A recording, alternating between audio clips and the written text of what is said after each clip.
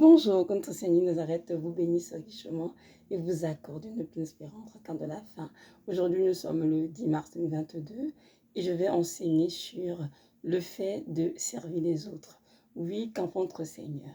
Nous sommes dans une société où nous avons été éduqués à nous laisser servir par les autres. On aimait se faire servir, on aimait être à une place où les restes vers nous, on est respecté, où on est, comment dire, choyé. Mais notre Dieu nous a montré la parole, le modèle qu'il attend de nous. Et c'est important que nous suivions pour nous, entre qui sommes chrétiens et qui désirons, bien sûr, un jour entrer au paradis.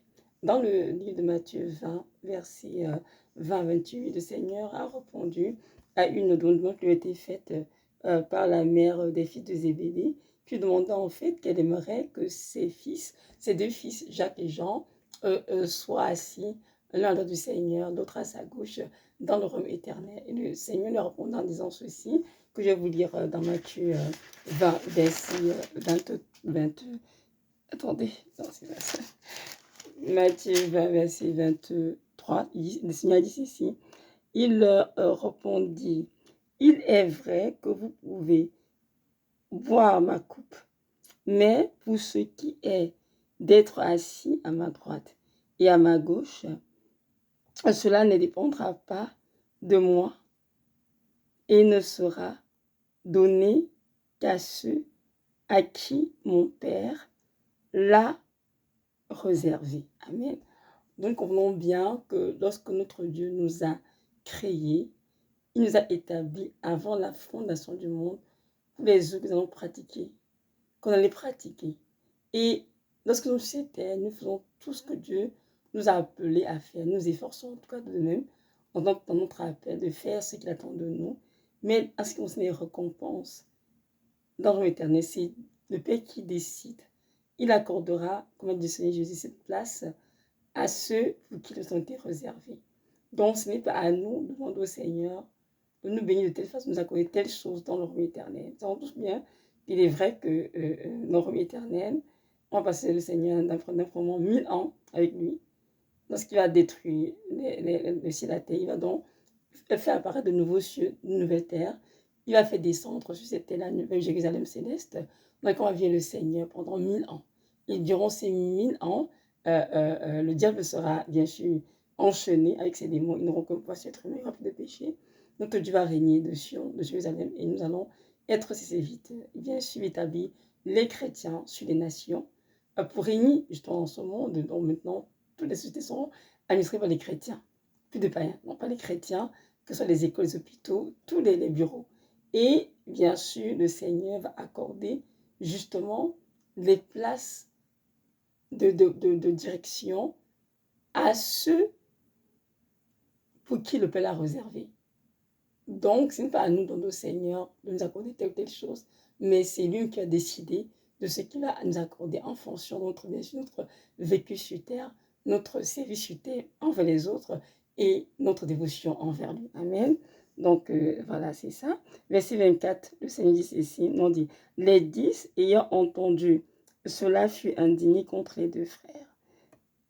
Verset 25, Jésus les appela et dit, vous savez que les chefs des nations les tyrannisent et que les grands les asservissent. Il n'en sera pas de même au milieu de vous.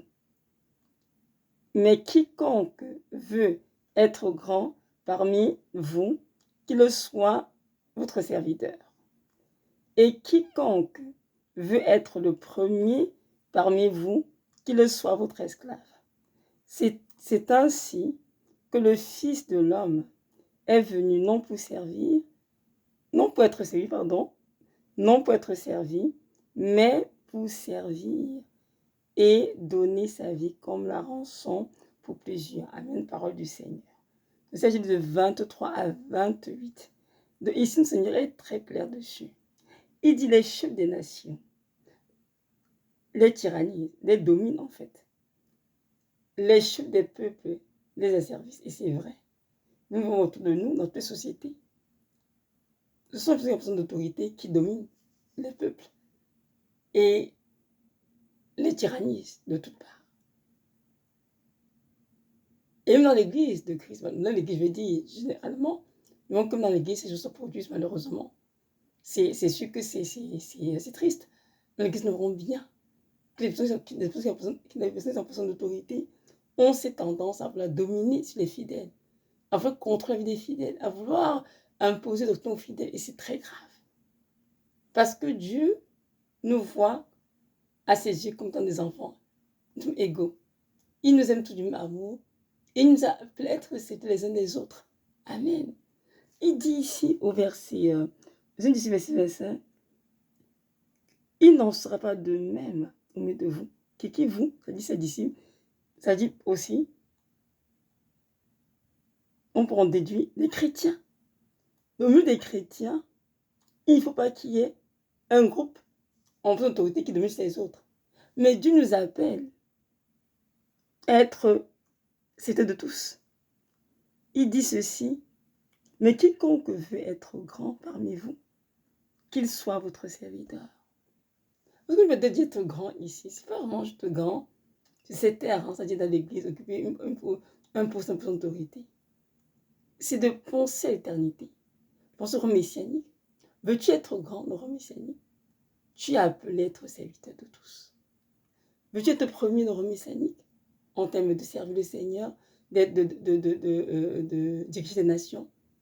Tu dois être très heureux dans ce monde où nous sommes sur cette terre et être esclave de tous, en effet. C'est-à-dire avec ton cœur, pas convoiter les postes où tu es en position d'autorité, où tous les gars sont tournés vers toi, où tu es constant des projecteurs. Mais tu dois chercher à être toujours discret, réservé, humble et servir les autres. Il y a beaucoup de gens qui aiment être servis, qui aiment être un piédestal, qui aiment être assis sur des trônes, mais qui ont la difficulté à servir les autres. Et ça, ce n'est pas du tout de Dieu, parce que si, aussi verset 28, le Seigneur dit ceci, car c'est ainsi que le Fils de l'homme est venu, non pour être servi, mais pour servir et donner sa vie comme la rançon pour plusieurs. Donc nous devons suivre le modèle parfait, qui est qui? Christ. C'est ce que nous devons être parfait en service. Il s'est dépouillé en quittant le roi du monde. Jésus, qu'est-ce qui tient le monde dans ses saintes mains? S'est dépouillé, il s'est incarné, est né d'une vierge, la Vierge Marie. Il a grandi parmi nous sur cette terre. Il a montré le chemin, bien sûr, du ciel, et il a donné sa vie en effet, comme rançon pour plusieurs. Et c'est par ça qu'il fait son job des chrétiens. Il s'est dépouillé complètement de sa royauté. Il souhaitait être qui? Fils de charpentier. Ils ont enseigné la voie de l'humilité, la voie de la pauvreté, la voie du service en effet. Il a servi le Seigneur de sur terre. Oh mon Dieu! Il sait que tout ce que Dieu a fait en combien dans des livres. Les livres ne vont pas compter tout ce que le Seigneur Jésus a fait. La Bible continue juste une partie de ce qu'il a fait. Il a fait tellement de choses. Il était constamment préoccupé à servir les autres. Et même s'il dit, il a servi ses disciples. Rappelons-nous qu'il y a un texte dans la Bible où le Seigneur a ôté sa tunique et a lavé les pieds de ses 12 disciples. Elle est suppliée. Pierre a dit, non Seigneur, tu ne laveras pas les pieds, Seigneur. C'est toi, mon Seigneur, c'est à moi de te laver les pieds. Si j'ai dit à Pierre, ce que je fais pour l'instant, tu ne comprends pas, mais un jour tu le comprendras. Il a dit à Pierre, s'il ne lave pas les pieds, tu n'auras aucune part dans mon royaume. Alors Pierre s'est humilié malgré lui, et c'est le Seigneur qui lavait ses pieds. Mais c'était un grand enseignement justement, pour nous montrer que la voie du ciel, ce n'est pas d'être servi, mais c'est de servir les autres avec beaucoup d'humilité. Et dans Matthieu, je crois que c'est 28, le Seigneur dit ceci, je suis doux et humble de cœur. Dieu est un Dieu extrêmement humble. Donc nous qui sommes chrétiens, nous comprenons fonctionner pas comme dans du monde, mais comme des chrétiens, c'est-à-dire comme Christ, les disciples de Christ. Et être constamment préoccupé à servir les autres. Et non, toujours être servi. Toujours être servi. Il y a beaucoup de chrétiens qui sont dans l'église, mais qui ne veulent pas servir. Qui ne veulent pas des personnes d'autorité. Hein. Les pasteurs, les anciens, je sais pas, les diacres, etc. Les chefs de chorale ne veulent pas servir. Mais ils passent le temps à dominer sur les fidèles, les asservir. En fait, ils font comme les gens du monde. Et de ce ici qu'il n'en sera pas ainsi de vous.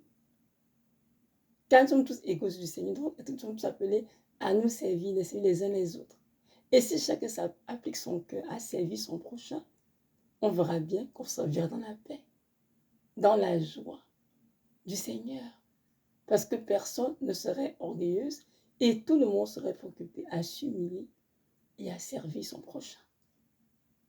Enfant de Dieu, si tu entres aussi, si tu veux un jour avoir une grande place au messianique où tu vas diriger pour une nation, tu es appelé à apprendre à servir les autres.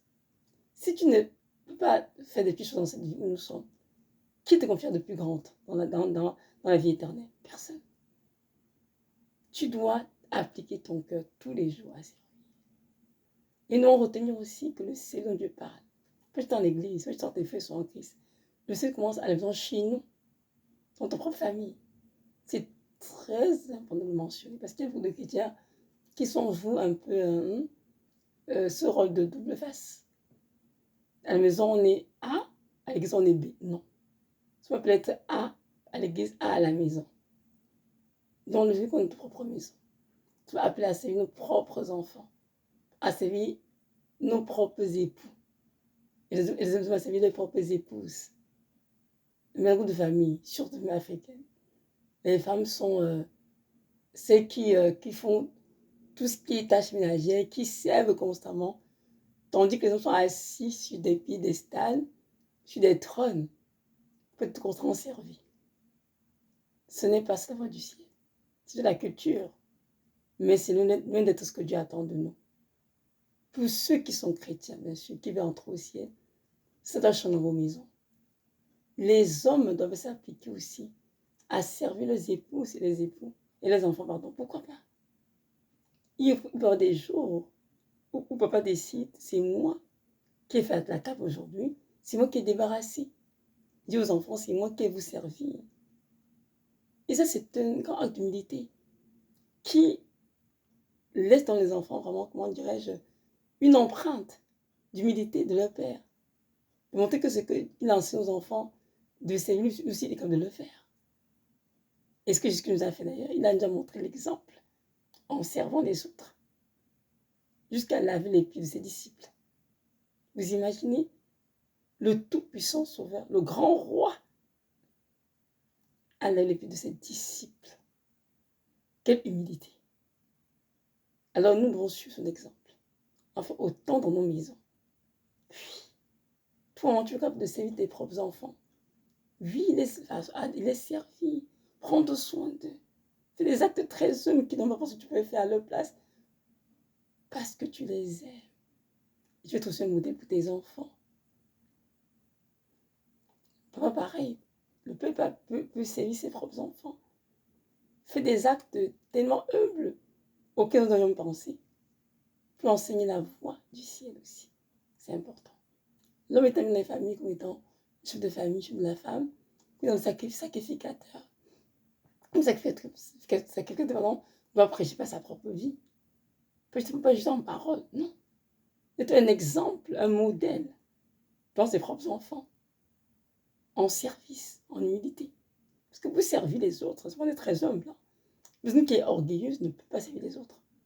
Alors, toi, tu dois être servi. Comment est-ce que tu peux même venir pour les autres? Et c'est dangereux parce que l'orgueil, c'est un péché qui empêchera plusieurs d'entrer au ciel. Il faut changer d'attitude. L'humilité est une grande vertu devant Dieu dans les hommes. Et être humble, dit qu'on est faible. Non, Jésus était un Dieu très humble, mais aussi des plus autorité surtout. Donc, la parole là, c'est très clair dans les évangiles. Autorité sur tout. Amen. Donc, nous sommes appelés à suivre ces pas. Et moi qui vous enseigne, ça fait plusieurs années que le Seigneur est après moi le concept de soi, la dernière Evelyne. Et c'est honte de tous. Je me rappelle ça tout le temps. Je te veux très, très jeune dans ta maison. Certes tes enfants, certes ton mari. Des fois, je me plais, Seigneur, mon Dieu, je pense qu'on t'a servi, je suis épuisée. Il me dit non, tu dois continuer de servir. C'est ça que je t'ai appelé. Et le volet que je te prépare, c'est le chemin que tu dois passer. Tu es très gentil, très généreux, très baptisant, très pauvre. Tu dois être la dernière et esclave de tous. Et je fais ça tous les jours. Tu ne me dis, je suis fatiguée, Seigneur. Tu dois continuer. Même si personne ne comprend, même si personne que tu sais ne comprend pas ce que tu es en train de faire, moi, le Seigneur, je comprends. Toi, continue de servir. Et toi, le fruit que ça portera dans le royaume éternel. Amen. Pour mes frères et sœurs, je vous encourage vraiment tous à revoir notre attitude, notre façon de fonctionner en famille, avec les frères et sœurs ancrés dans l'église, avec nos collègues, nos voisins, partout. Et appliquons nos cœurs à servir. C'est la voie pour entrer au paradis. C'est la voie pour être un jour. Fait partie fait partie de, je dirais, des grands, le royaume des éternel, le royaume des cieux, le royaume messianique. Alors, notre vécu, c'était dépend à beaucoup de choses. Donc, c'est le temps maintenant pour nous réveiller et de faire ce que Dieu nous demande et de suivre le modèle de service qu'est le Seigneur. Il a dit, je suis venu, non pour être servi, pour servir la vie des autres. Pour nous aussi, servons les autres et donnons vie pour la vie des frères, comme c'est écrit dans la parole. Donc voilà, c'est ça. Que notre Dieu vraiment vous bénisse, vous fortifie en ce temps de la fin. Vous accorde cette grâce des chrétiens obéissant à la parole du Seigneur et des chrétiens qui travaillent avec crainte et tremblement le salut et qui attendent le Seigneur en se sanctifiant. Parce que notre Seigneur viendra chercher ceux qui l'attendent. Il n'a récolté ses épouses, mais ce sera ceux qui l'attendent en se préparant adéquatement pour l'enlèvement. Donc voilà, soyez richement bénis. Que notre Dieu vous comble de toutes ses grâces. Shalom.